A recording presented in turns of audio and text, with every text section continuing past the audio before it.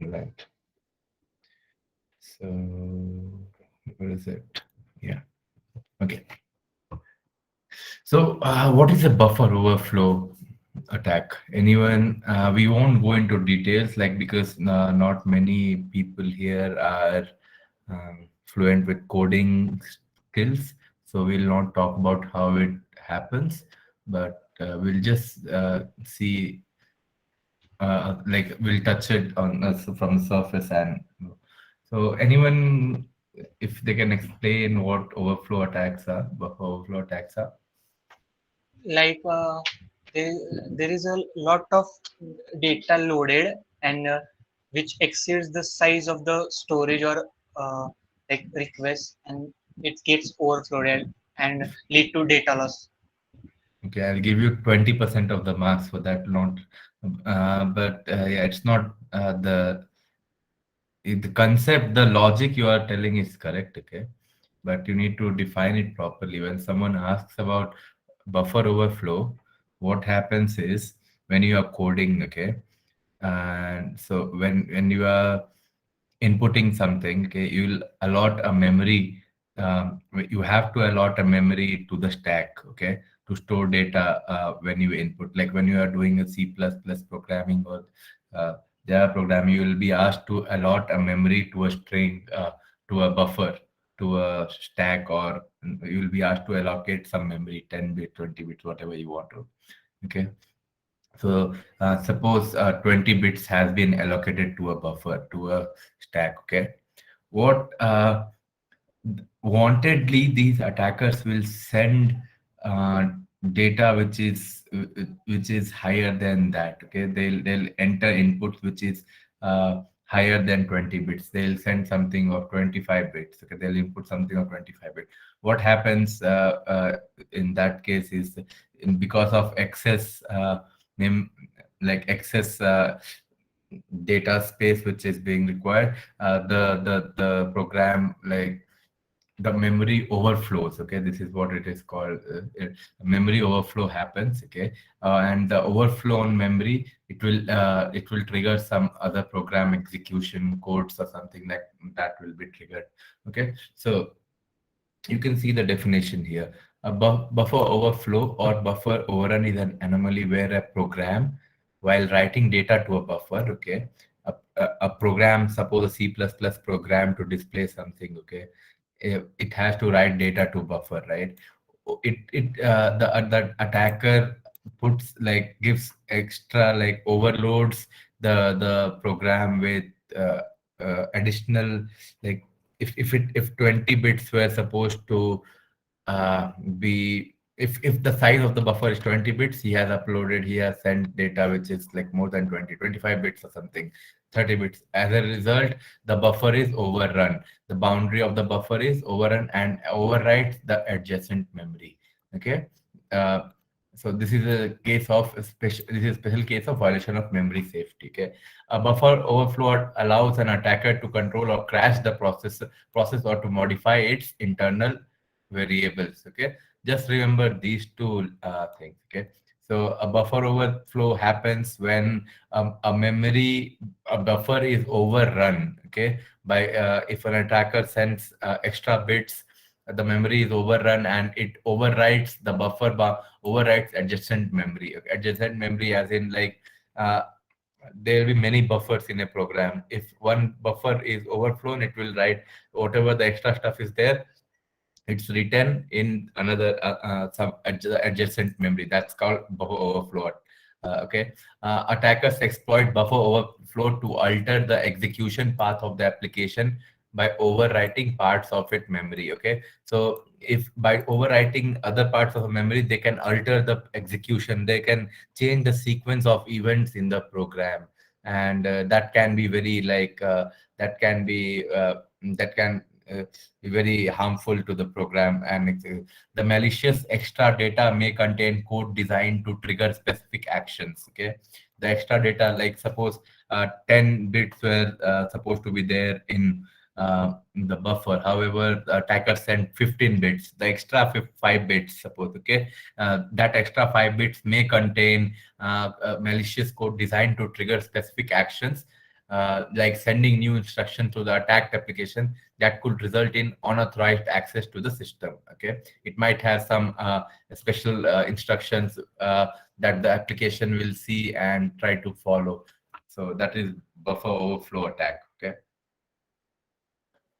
You can learn more on it. It mostly happens in C and C++. Okay. Nowadays, the modern programming languages, they're all secured mostly. Okay. They won't allow you to like uh, have they have inbuilt functions to prevent buffer overflows. Okay. So but the older generation programming languages like C, C++, and C sharp, they used to have these vulnerabilities. Okay. However, we need to know how to prevent buffer overflow as well. Okay. uh, we have this assignment where you will need to like write things about it. So buffer overflow used to be in the OS top 10 earlier, I think till 2015 or 14. After that, they started designing internal mechanisms to avoid the programming languages like Python and Perl and all those. They have inbuilt functions to avoid to prevent buffer overflow. Okay, so now it's not part of this thing OWASP top 10 anymore. But SQL injection attacks are, and cross-site request forgery still is. CSRF, we'll see what CSRF is. They're here. Okay. Cross-site request forgery. Yeah, correct. Okay. Let's see what it is. Can you tell me? Like whenever we are, for example, I can say that if uh, uh, if we have a login page, but without visiting that page, if I am able to log in into that website, that in this case the request is modified. Like without visiting the actual website, we are able to approach the website. So here the server request is modified or manipulated.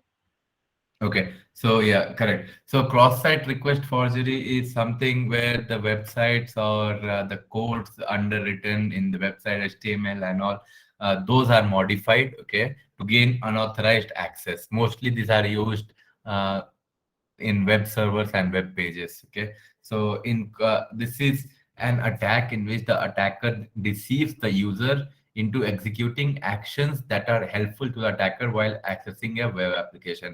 So one thing to remember in CSRF is it only has to do with web applications and websites. Okay, CSRF happens in web applications and websites. Okay, a CSRF vulnerability allows an attacker to force the user to perform activities that the attacker wants to carry out when the user is logged in. Okay, so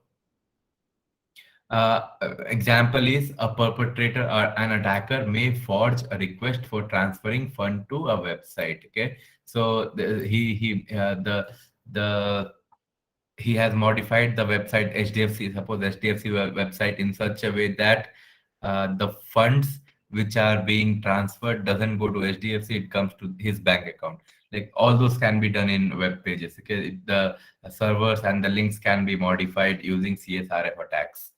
Okay, you can if you are interested, you can learn about these attacks more on from YouTube. But we just need to know this right now for the interviews that CSRF is at OWASP top 10 attack. Okay, and it is used by attackers. Like attackers use CSRF to manipulate stuff in web application and websites. Okay, they can manipulate and change data in web applications and web uh, this thing. Okay, so let's this thing let's recall. Okay, SQL attacks uh, attack what databases. CSRF attacks this thing, our web pages. Buffer overflow attacks attack the memory, the buffer memory of program. Okay, so that's CSRF. Example of CSRF would be XSS. Okay, so Yes, this is SQL. We don't want to. Yeah, so this slides also for people who do not have idea on SQL, they can actually go ahead and use this slide to learn some things on it on SQL. Okay. So yeah, so remember, and this slides also have more information on SQL injection attacks. There are 4 5 slides to cover this. Okay. So yeah, now that we have covered 4 5 types of attack, okay, uh, you will see these attacks: SQL injection, buffer overflow, then XCSRF, then DDoS, then MITM, man in the middle attack. Okay, all these are like very common and they keep on featuring in the OWASP top 10. Even in the last class, we saw in the OWASP top 10 2021, which was the top one, if someone remembers. In which like Which was the most exploited vulnerability into 2021? broken access. Correct. Broken access. Yes. 53% were able to exploit that. So that's like the most vulnerable, the most exploited vulnerability in 2021 currently. Okay. But yeah, these also come under that. And overflow, buffer overflow is no more part of OWASP top 10. Just remember that. Okay. From that, we have covered most of the types of attack and all. Now let's talk about data loss prevention. Okay.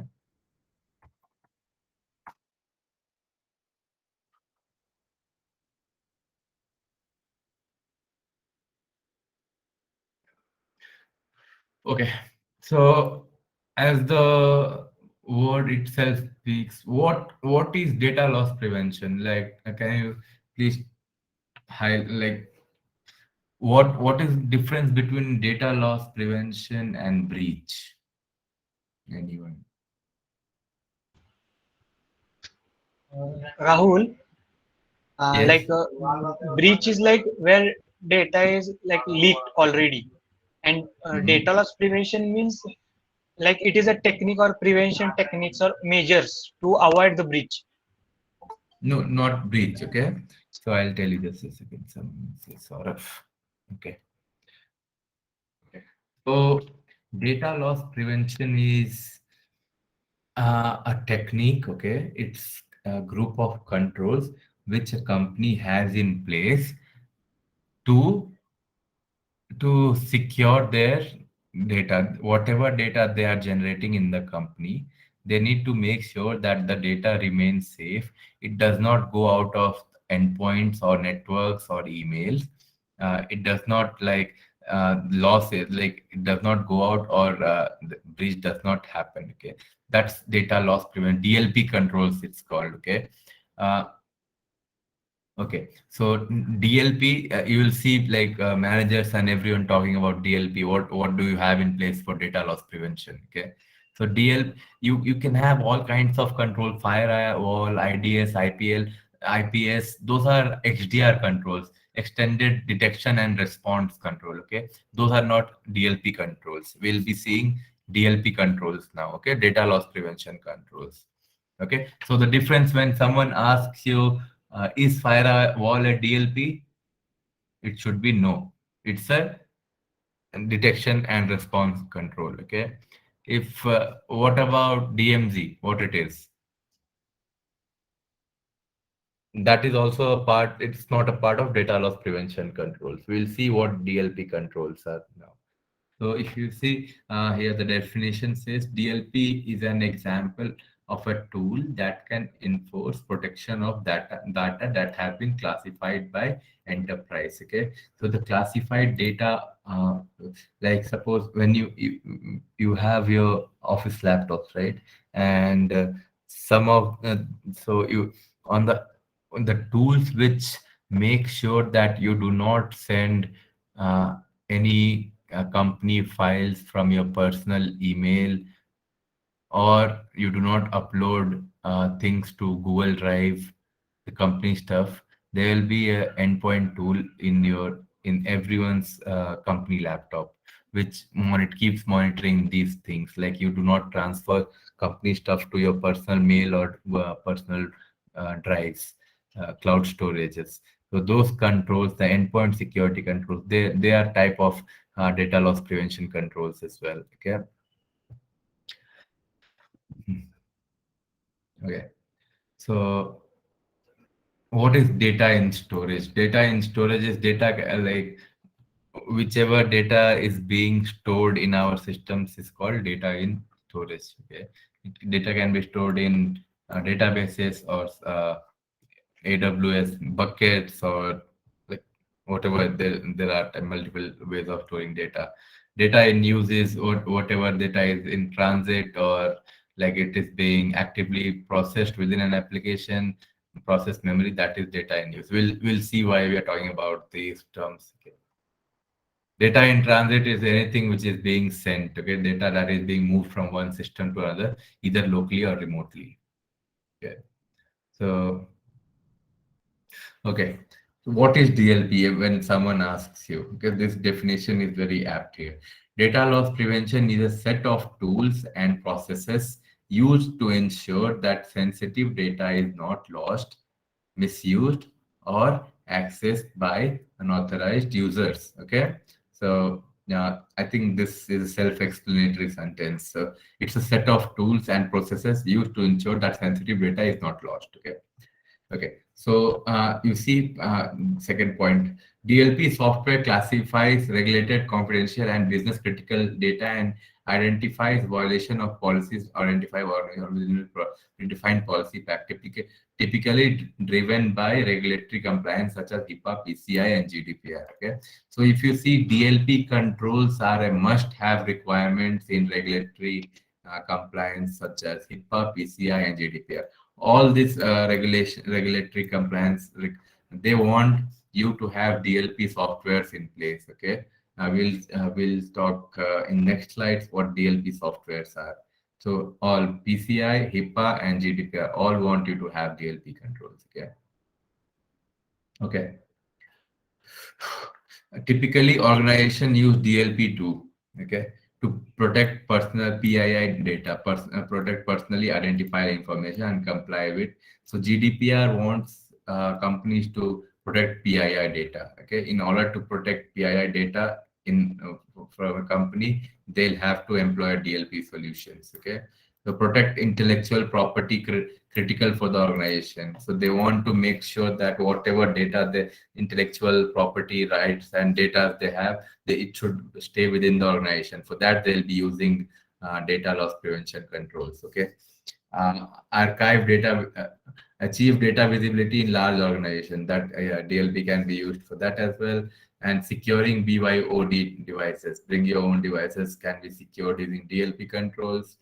Secure data on remote cloud systems as well. Okay, so these are all the system, all the applications or whatever systems which DLP controls secure. Okay, email is secured by DLP control, DLP tool.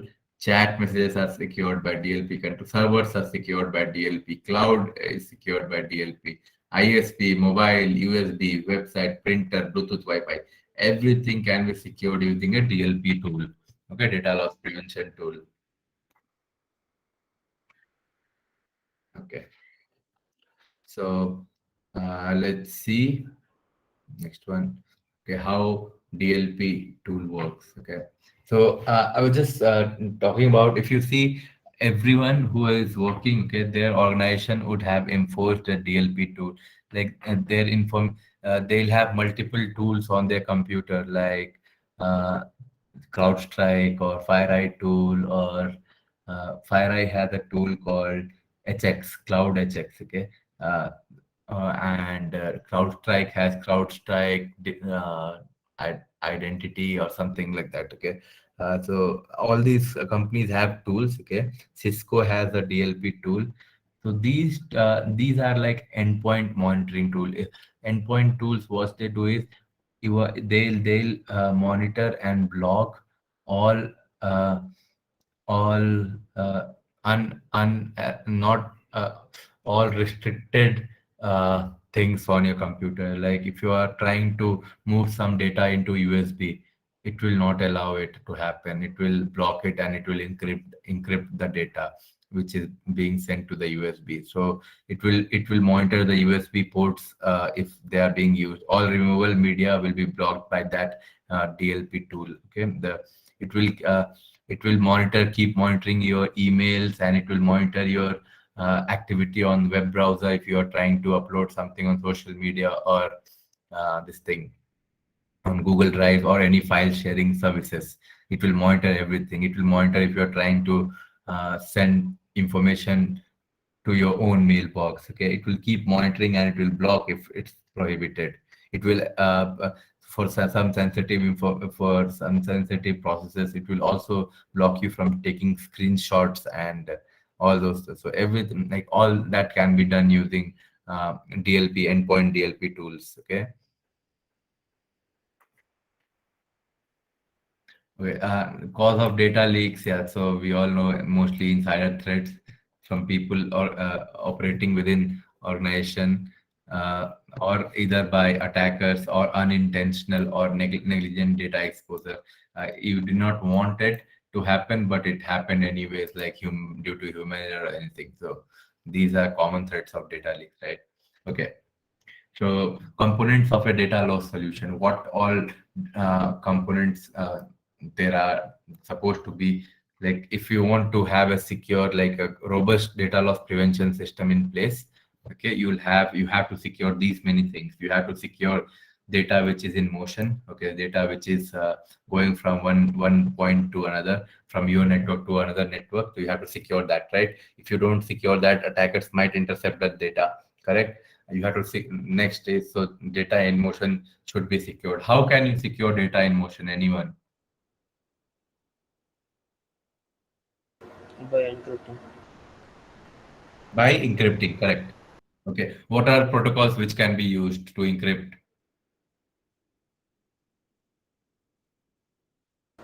The protocol SSL, sorry, Yeah, TLS, SSL, TLS. yeah, TLS, correct. TLS, the recent version TLS 1.2 and 1.3, which are very secure. We'll talk about them when we talk about encryption. But yeah, these are the correct ones. Not many people use SSL anymore because SSL is susceptible to hacking. It can be broken. That can be like, yeah, people can break the encryption there. But TLS is a more secure way of sending data from one network to another. Okay, so that is how you secure data in motion. So whenever you are sending some email, okay, the DLP system, it has to encrypt that communication. It will encrypt it automatically. Okay, so that is how it secures data in motion. Securing endpoint. So we just spoke about how our the DLP solution, FIRI, HX, all that. So they'll keep on monitoring the endpoint. So endpoint is, what is endpoint? Endpoint is anything which, like my laptop is an endpoint device, or all these, my mobile is an endpoint device. So it will or it will do like it has to keep on monitoring to see if the data is not being like moved to a USB, or it's not kept unencrypted, or all those things. It has to make sure of it. It will keep on monitoring and blocking things. Okay, securing data at rest. So a DLP solution should secure the data which is at rest, so which is the data which is being stored in your computer. DLP solutions make sure that the data is encrypted. Okay, so can someone tell me some protocols to encrypt data at rest and some tools which are used? I think people who are working, they would have heard about BitLocker, so that is used to encrypt laptops. Whenever you shut down your laptop, right, it's encrypted. Company laptops, it will, all the data is encrypted. So that will make sure that even if the laptop is stolen or anything, people are not able to break into your laptop and steal information. So that is how it happens. Like they'll encrypt the entire memory SSD only, like HDD or SSD. Securing data as rest, mostly uh, the in protocols used are AES 256. Encryption standard is used to log, like encrypt the data which is sitting in your laptop or in the servers. Okay. Securing data in use. So whatever processes are happening, you have to make sure that that is also secure. So for that, you need to have like design secure systems which do not, like, which prevent other, like, attacker entering and seeing, having access to that data. Okay. Then other next one is you need to have data leak detection system in place, like, or the TLP solution will have this in place, and data identification process as well. So unless and until your DLP system identifies what data he is sending, like, it can generate false alerts also, right? Like, if I'm sending my personal information to uh, Facebook, or suppose my mail using work laptop, the work laptop should not prevent that. Okay, because that's my personal information. I can do whatever I want with that, right? But if I am sending company information, it should be able to detect it and prevent its leak, right? So that is all. It should be able to identify what kind of data is being moved from one location to another. Okay, so these are the features what a data loss prevention system should have.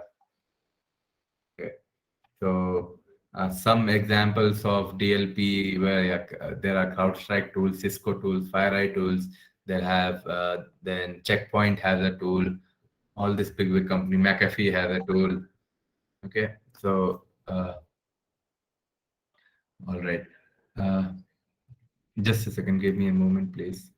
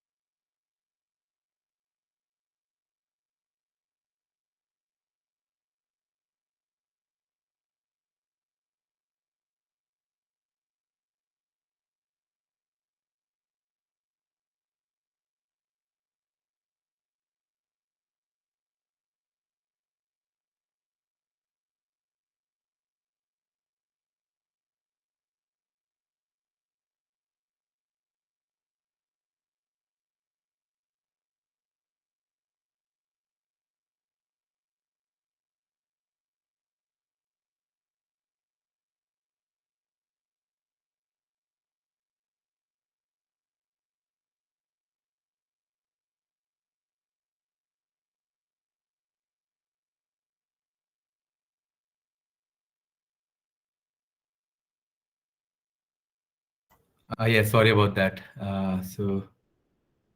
We had discussed about hashing in the last class, right? What is it? And so we'll see more on encryption. Like, we do not need to go in deep. Okay, we'll just see what symmetric and asymmetric encryption is.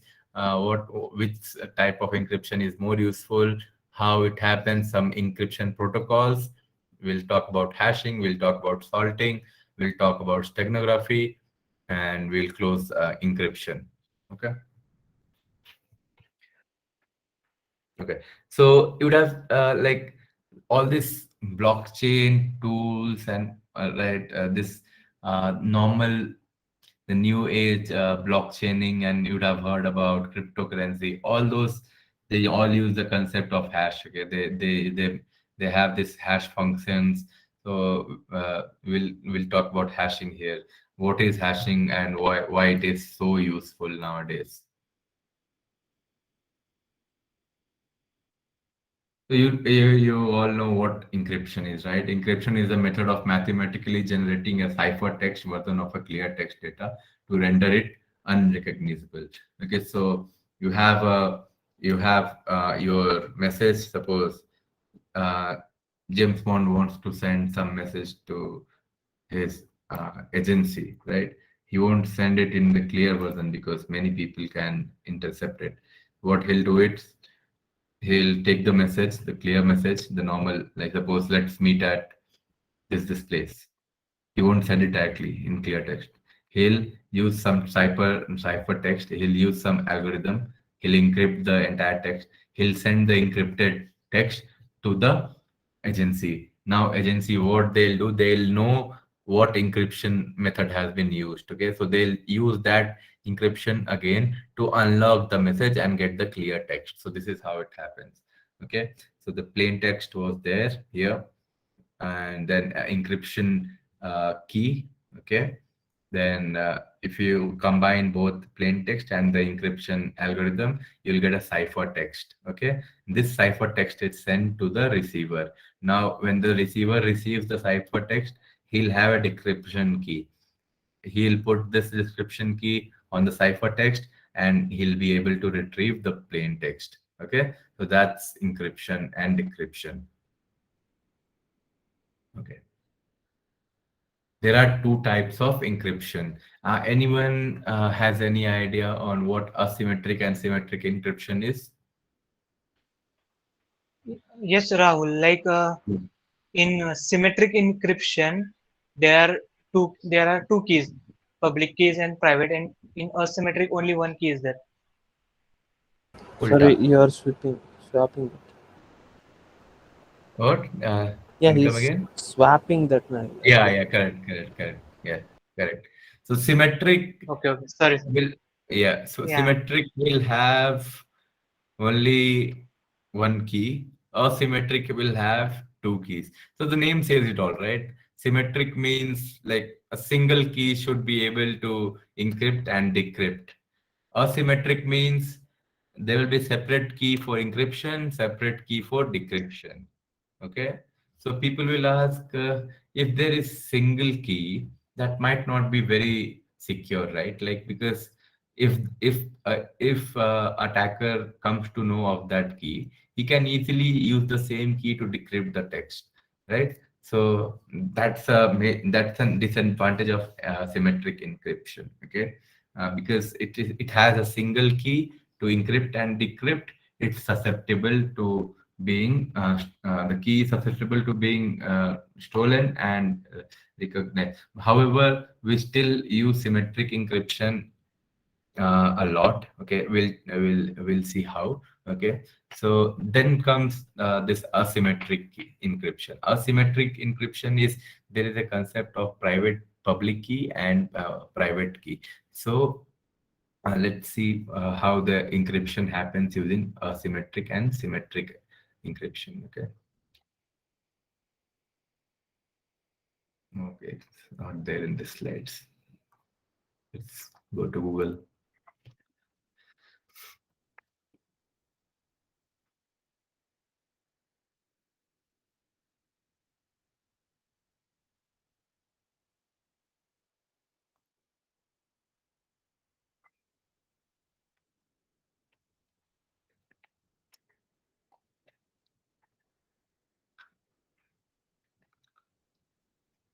Okay, so you can see here, like other type, here the sender and the receiver use the same key to access or read the data. Okay, it is important for both to keep the key secret for privacy of the information. Okay, so that is what encryption symmetric is like. It will have the same keys for both reader, sender, and receiver will have the same key, but they'll have to make sure that both the keys stay safe with them only, and it's not sent to other. So okay, let's see how it works, how in symmetric encryption works. Okay, a sender uses an encryption key to encrypt the message. Let's say encryption key A. I have used encryption key A to encrypt the message. Okay. Now, once the message is encrypted, this is called cipher text. The encrypted text, whatever the result came out of encrypting the plain text, that's cipher text. Okay, which is inaccessible to others. Therefore, only the sender or the receiver can receive it. When the receiver receives this cipher text, okay, he'll have the same key. So he'll have the decryption key to convert the message back to a readable form. Let's see images for that. Okay. Yeah. See here, Alice and Bob. So the cipher text, this is the cipher text which was generated. Okay. So Alice, what she does is she has a plain text. Okay. She runs this algorithm, which is symmetric algorithm. Okay. After running, like it will have a similar key. Bob will also know the same key. Uh, okay. CSR. Okay. All right. Okay. Bob should also have the same key with him to in order to decrypt this. However, symmetric key algorithms are not very secure. Okay. See, one more example is here. Okay, so the text was "May the force be with you," unencrypted plain text. Okay. Now the encryption key, something random keys are there. This message was encrypted. Now you see this was the encrypted messages, the cipher text. Okay. Now in order to decrypt it, there will be a decryption key which will be the same as the encryption key. You see both the keys are similar. Okay. Once you apply, so you see how it's happening, right? Like you have a message, you log the message with the key. Okay. Now this key should be the same. This key, the receiver also needs to have this same key, right? So that he'll be able to unlock this lock, right? So once he's able to unlock it, he'll be able to read it. So in symmetric algorithm, you're saying both encryption and decryption keys are same. That's it. Just remember that. However, it's not very secure. Okay. Let's see how asymmetric encryption works. Okay, that was not you. Okay. Okay. Asymmetric keys. One second.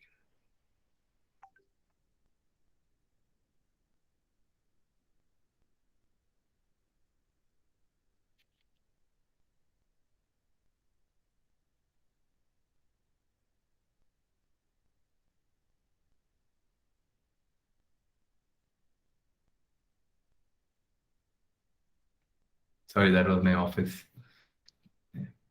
So yeah, in asymmetric key, the public key, the keys will be different. Like the receiver will have a separate key, the sender will have a separate key. So let's see how it works. This example can sum it up for us. And one thing to know is asymmetric keys encryption is always very secure. Okay, but however, it's not used more because it is a lengthy process. It takes time. Okay, asymmetric is used more because it is very fast way. So what they do now is, okay, I'll tell you how the modern systems work nowadays.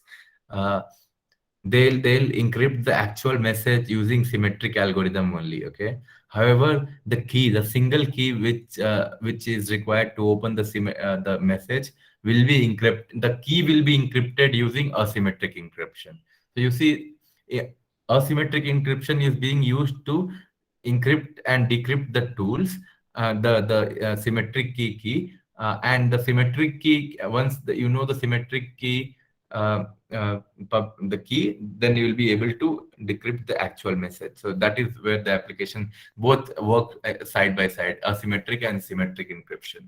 So let's see what asymmetric is. So asymmetric employs the concept of public key and private key. Okay, so there are two separate keys which needs to be used to in order to unlock and read the data. Okay, so you see sender A, suppose Alice. Okay, he has this plain text data. He'll log this plain text which with his public key. Okay, now this sender will have a public key and a private key. Okay, he'll have both. Okay, so there is always how do I call it? So there is a concept of public key and private key, the key value pair. Okay. So for every public key, there should be a private key. For every private key, there should be a public key. Okay. So so one, if you are making a public key, you should also make a private key. Okay. If you are making a private key, you should also make a public key. Okay. So what this guy will do is, sender will do, he will encrypt his data with his public key. Okay. So the data is encrypted now with his public key. This is a cipher data which comes out after encryption. Now, in order to decrypt this data, this guy, the recipient, okay, he'll have to use the corresponding private key of the public key. How do I explain it better? So there is always a pair. Okay, the public key and private key come in a pair. Okay, so if the public key number is x, the by definition it should be mapped to a private key y. Okay, so this is like how it comes, how it happens. Okay, so the recipient, he'll see that it's been locked by public key X. He can only unlock it if he has the private key Y of the public key. So this is how asymmetric algorithm works. Asymmetric encryption works. There are two separate public and private keys which are used to encrypt and decrypt the text. Okay, just know that. I think so. Yeah, in asymmetric algorithm, public key is different, private key is different. Just remember that, and I think it'll be good to go with the questions, like which is they'll just ask what is the difference between symmetric and asymmetric algorithm, and tell a few examples of symmetric and asymmetric keys. Okay, so let's take some examples. Okay, so okay, symmetric.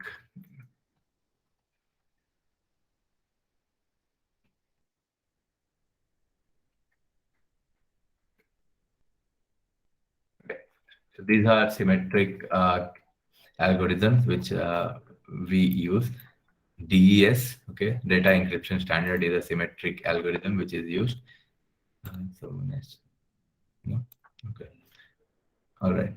AES is also symmetric advanced encryption standard. Okay, that is also symmetric algorithm. Just remember, AES is very important, like to be remembered. Okay, advanced algorithm standard. It's a form of symmetric encryption. Just remember that. Okay, DES, AES, and Blowfish, Rivest cipher, RC4. All these are symmetric encryption. Okay, I'll have an assignment ready for this one. Okay, so that it will be easy for you guys to remember. Asymmetric will be RSA. You guys know about RSA? Anyone? A very famous algorithm, RSA, and Diffie-Hellman exchange.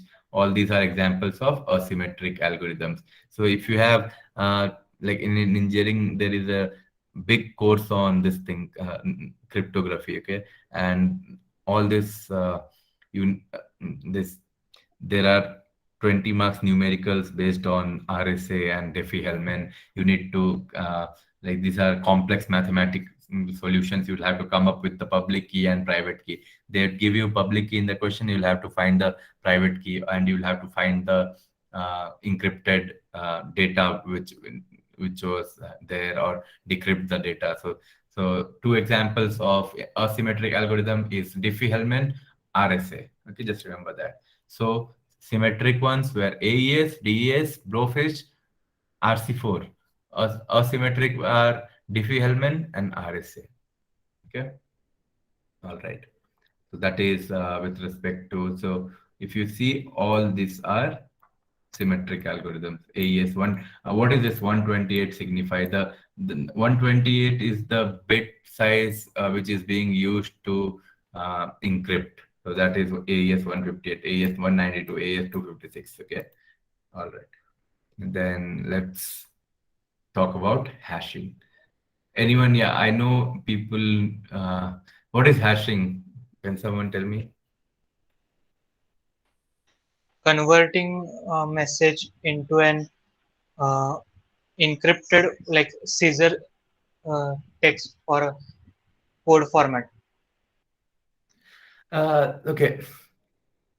I'll say there is no key used in hashing. Okay, it's similar to encryption. Okay, there is no key used, but there is no encryption. There is no key, public or private whatsoever, to hash. So it Okay, hash. converts data in string format, no?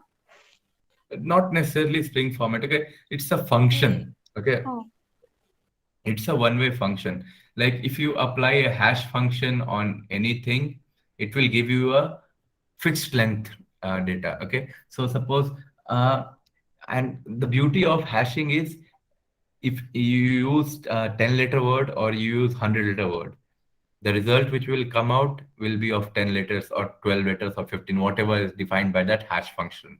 Okay, so the hash function will give you a definite output of the fixed amount. Okay, so you just remember that, like even if you like write 100 lines, okay, and apply a hash function to it, it will give you a definite, like a fixed length.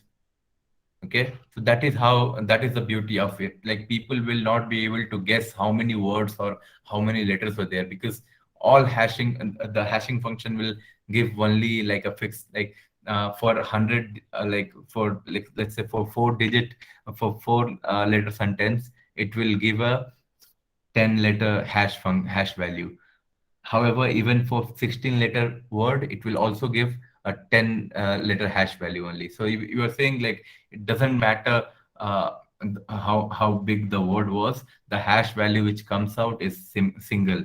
Okay, so, it's a same number, depends on the hash function. And one and hashing is a one-way function. Okay, it cannot be like you cannot decrypt that hash value. So that's why, that is where the blockchain technology and the cryptocurrencies are being used. So it's a one-way function. Okay, it cannot be undone. What's it? That's like hashing is being used in like a great way these days in blockchaining and stuff, because it cannot be, like it's a one-way function. That's why no one can repudiate it, and no one can copy or duplicate it. That's what. So say this is a plain text. You apply a hash function, let's say SHA-2. There are many SHA-1, SHA-2, SHA-256, SHA-512, depends. Okay. So you apply a plain on a plain text. If you apply a hash function, you will get a hash text, and this will be a fixed amount. Okay. So see, hashing is a one-way function where a unique message digest is generated from an input file or a string of text. so we cannot convert hashtag text into plain text, no? No, you cannot. So that is what, it's a one-way function. Okay. That is what, and that is why like it's being used in blockchains and all. Okay, and this is, hashing is also used to store passwords. Okay, so all your computer passwords and everything, okay, they are stored in a hash. They are hashed and stored. Okay, so that it's very secure. But hashing takes a lot of time, like it takes a lot of effort also. Takes a lot of memory. So that's why hashing is not used in like in encryption. It's not used. It's not used in encryption because it cannot be decrypted again. It's used to secure your passwords. Okay.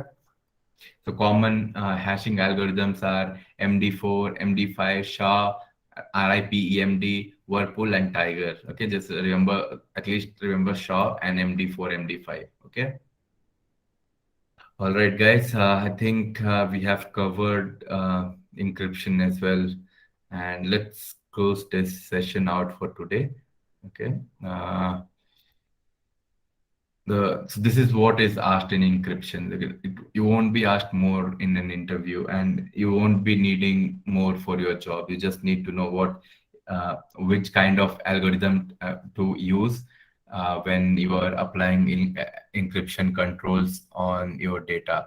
You just need to know if you need to apply symmetric or asymmetric, if you need to apply hashing function, or you need to salt. So that is what it is. Okay. with this, we are completing encryption. If you want to, like, you can always refer YouTube, or you can refer to the slides as well if you want to gain more knowledge on encryption. However, I don't feel it's required. You just need to know the basics, which I have covered right now. Okay.